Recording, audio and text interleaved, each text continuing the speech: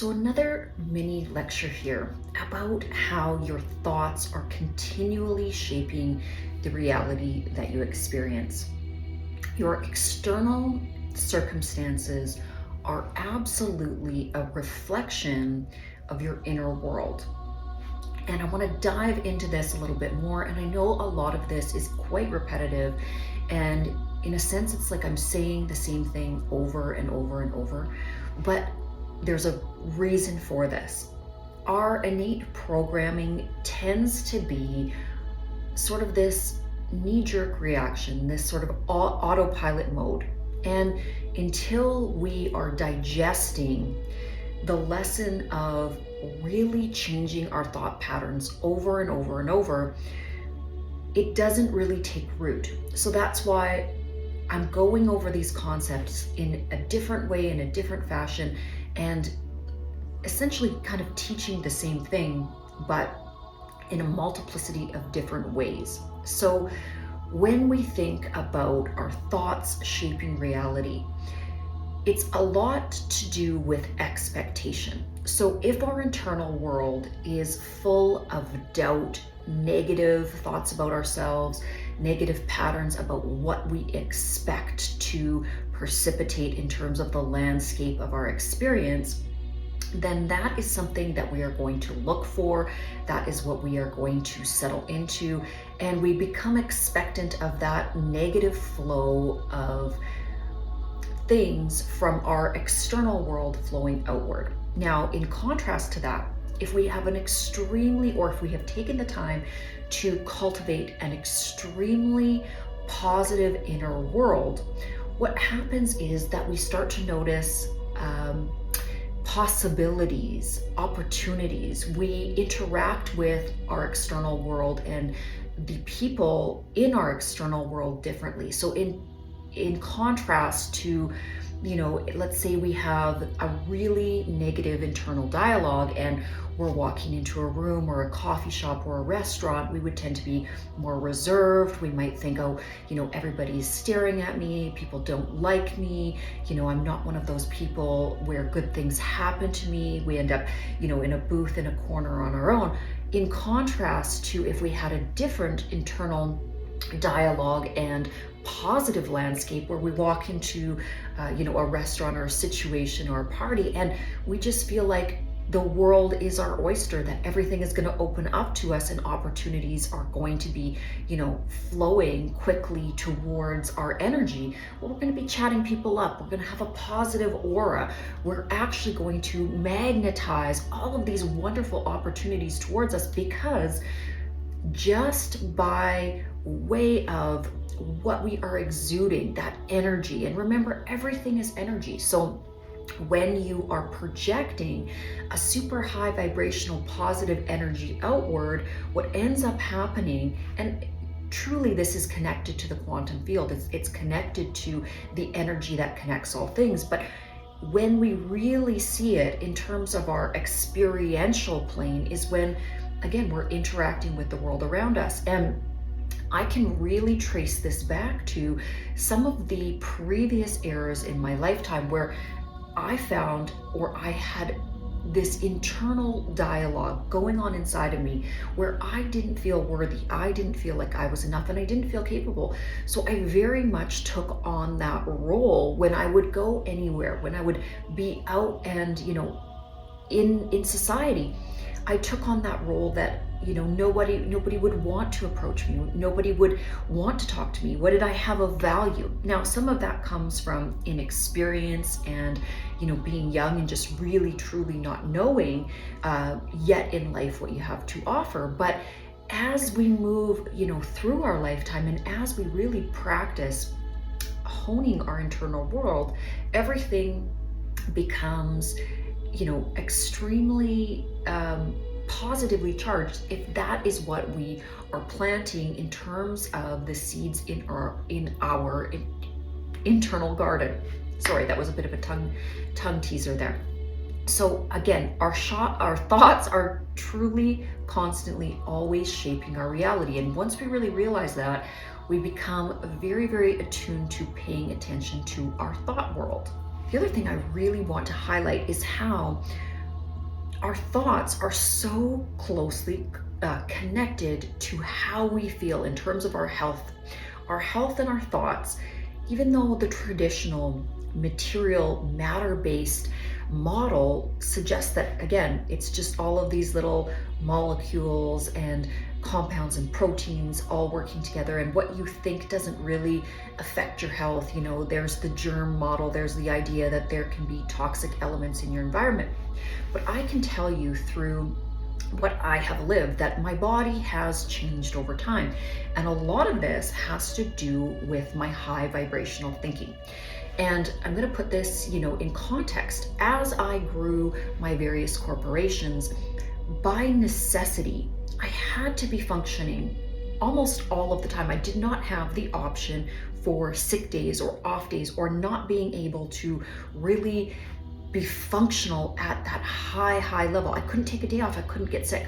So what I ended up doing in terms of my mental dialogue was that I willed myself to be healthy each and every day. And even if I started to get a little bit of a slight sore throat or a little bit feverish or not feeling super well, I would actually turn to my internal world, my internal dialogue, and I would really work on my affirmations, just saying, hey, we've got a lot to do. We have big meetings on Monday. We have to prepare. We do not have time to get sick. So by that very instruction from my internal world to all of the cellular structures in my body, I am very, very capable of preventing sickness. So I'm raising my immunity just by default through my positive affirmations and my expectancy, my expectation that my body will and is going to continue to perform. Now, there's an additional part to this. Because I am extremely happy on the inside, this also has my body system feeling awesome. I am perpetually creating very, very extremely high vibrational thoughts, and I've worked at this. Now, I really want to tell you, this was not always the case. I went through a lot of trauma in my younger years, divorced parents, all of this crazy different stuff. I've talked about some of my experience with severe illness, chronic illness, but also in looking in retrospect, I can see how my internal world was very negative at those periods and points in my historical past. So there was a direct correlation to the negative environment in my internal world and how low my energy was, how I was fatigued, when I was having these negative mental patterns, I also had a direct correlation to how my body was functioning, how my body was feeling, and not performing, not being able to perform. It was because my internal world and the digest of my mind, my thought forms, were all super negative, super dark, and kind of catastrophic. And so what ended up precipitating in terms of my body was that very thing happening in my experience on the external plane. Now, fast forward to where I am now, where again, I'm in an energy of high expectancy of beautiful, amazing things in terms of what is coming into my environment. And also, I am never getting sick. Now, I am expecting not to get sick. I am telling my body day in, day out that I am healthy, vibrant, youthful, and magnetic to all of these amazing opportunities that are coming my way. So I've tested it. I've tested it in my own life, and time again, it works. And time again, if I find myself falling into that lower vibrational state, what is tethered to that and what is usually preceding that is a lot of negative dialogue, or getting myself into that slippery slope of, again, negative thinking. So I always start in terms of rebuilding myself when I fall off that horse, getting back on with super high vibrational positive thoughts. And that is what I'm feeding my entire system. My entire aura is fed with positivity. The next thing I want to talk about in terms of your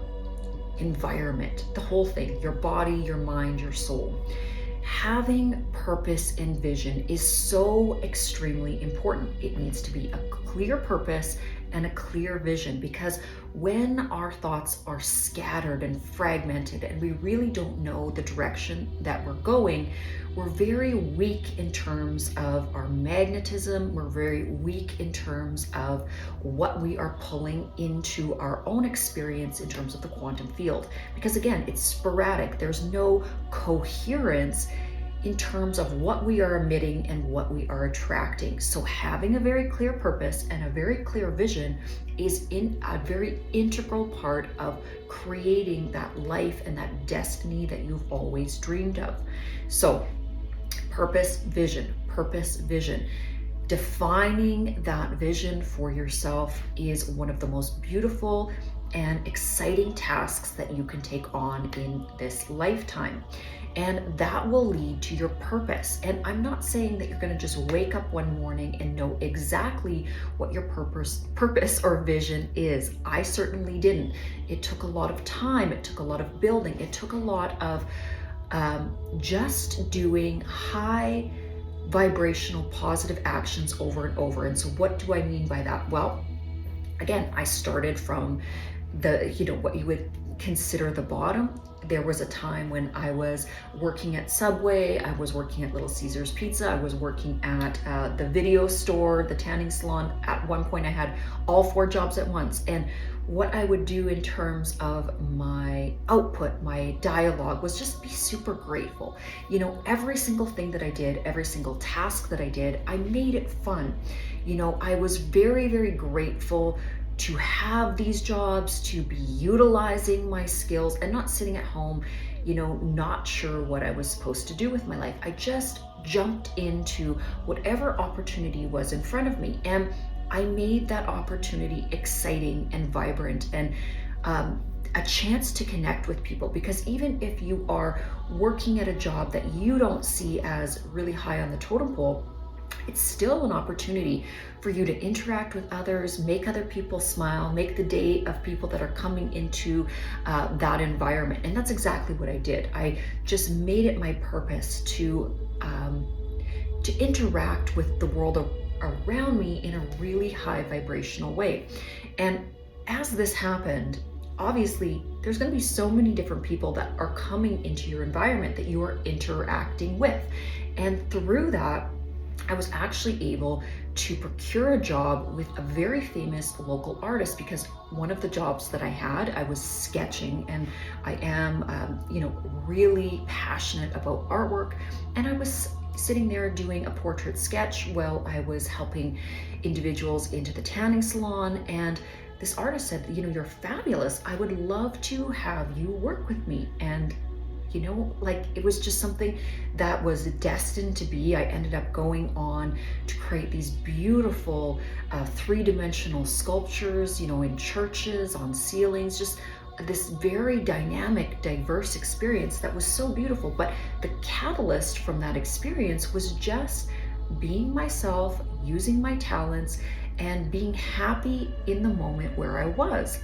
That was, doing a little bit of a sketch from a magazine, at my current job. And there you go, being in that positive energy, I attracted that circumstance toward me. And this has happened so many times in my life that I know for sure that really sitting in the state of joy and happiness and just producing what naturally emanates from you is such a powerful energy. Okay, we're also going to talk about calmness and serenity leading to strength and strength of your destiny and your creation.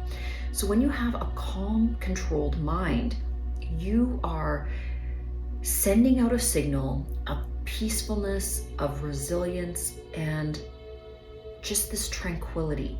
Now, when your inner world is chaotic and scrambled and non-coherent, you're sending that signal out as well.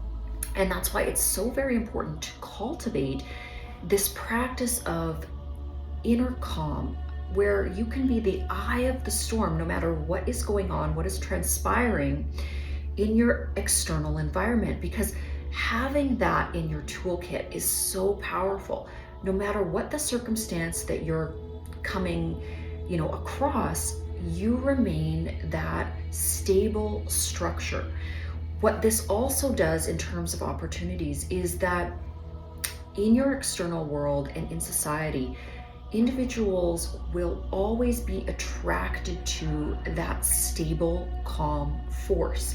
When things get chaotic, erratic, anything like that, people look to those that can remain calm and make really purposeful, strong decisions that come not out of chaos, but come out of a calm understanding of what needs to be done in a leadership role.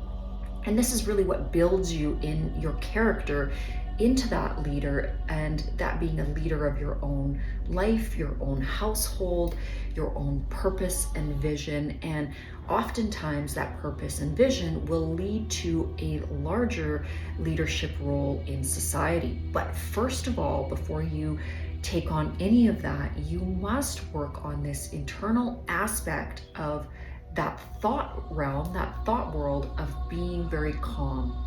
Because calm, peaceful, rolling thoughts like the waves is what creates a beautiful external world. I know that a good example of this is so many times in my life, I've been in a crisis situation, whether it's one of my buildings and a flood is going on, or, I'm in a situation where the plane is grounded, people are getting frustrated. When you have a positive attitude, when you have this inner calm, nothing affects you. So nothing can come into your auric field, your mental world, nothing disturbs the equilibrium. In contrast to that, somebody that hasn't worked on the stability of their internal world will become flustered, agitated, irritated, anxiety-ridden, and they're not very able to ride the waves of circumstances that come up in their external environment. And this leads to them getting derailed.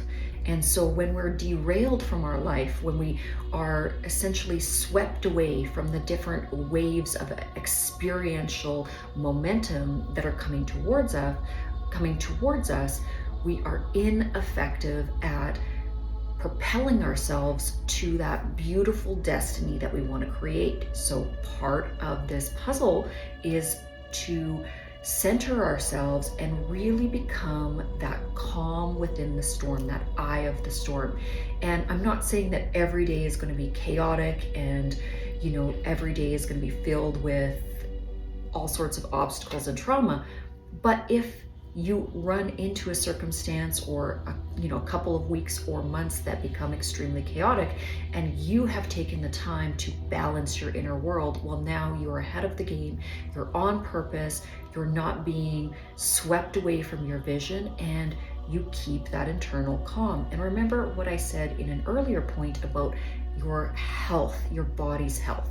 Now, if you're continually having your brain create these byproducts or, negative chemicals of stress, cortisol, all of these different, stress chemicals that break the body down, well, then what's going to happen if you allow yourself to be consumed by some of the obstacles or chaos? Well, that is going to be directly correlated to your experience, the experience of the body, and you're going to be taken by that undertow of negativity and chaos. But if you have cultivated that internal garden of the self and you really know how to remain stable, then your brain's not going to be creating any of those negative chemicals.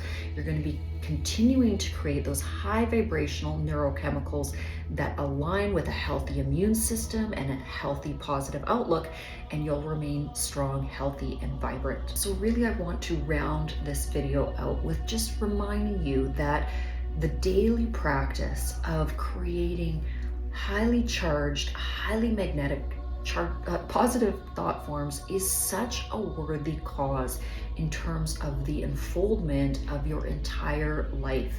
So taking the time to diligently work on these things will create the future that you desire to see. And also, I want you to remember that everything that you experience in terms of your external world first happens in the non-physical the non-physical plane. So the experience that you're having is actually outdated programming. It is what came before. It was what you were emitting previous to the now moment. So if you can always remember that there is a bit of a time deferral before you actually see all of these beautiful high vibrational thoughts that you're planting in your internal world, that just like that seed, that actual blooming or the actual out manifestation of that may be months, even years down the road. But keep the faith. Don't think just because right now you're in the middle of some of those old programs, the old emanations of your thought world, that what you are doing is not working. Focus so diligently on positive thinking. Make that your daily mantra. Positivity above all else, and always look for those little silver linings, because absolutely everything, I have a kind of a coin phrase that everything is always working out for me. And even if something seems a little bit out of whack or a little bit what we would think of as a negative experience on the external plane, I always say, look, the universe is actually reorganizing itself to create something even better for me. That's always what I tell myself internally. So an example of this, let's say you are stuck in traffic. You really want to get to this family dinner, and all of a sudden there's all of this traffic in front of you, and it's going to be, a 30-minute wait or an hour wait. Well, I will tell myself in that very moment, look, the quantum field is readjusting, something beautiful is happening for me, and I get the opportunity to wait and listen to a beautiful podcast, or maybe somebody, you don't know what is happening on the external plane and all of those interconnected pieces. So I am always in the assumptive state that whatever is precipitating in my external world is for my highest good. And that knowledge of it is so closely directed or so closely correlated to our faith. Having the faith that everything is always working out for us is one of the most beautiful thought forms or most beautiful elements that we can ingrain into our daily life. Okay, I'm going to wrap this one up, but I am wishing you guys a very beautiful start to your week, and I'll see you in the next video.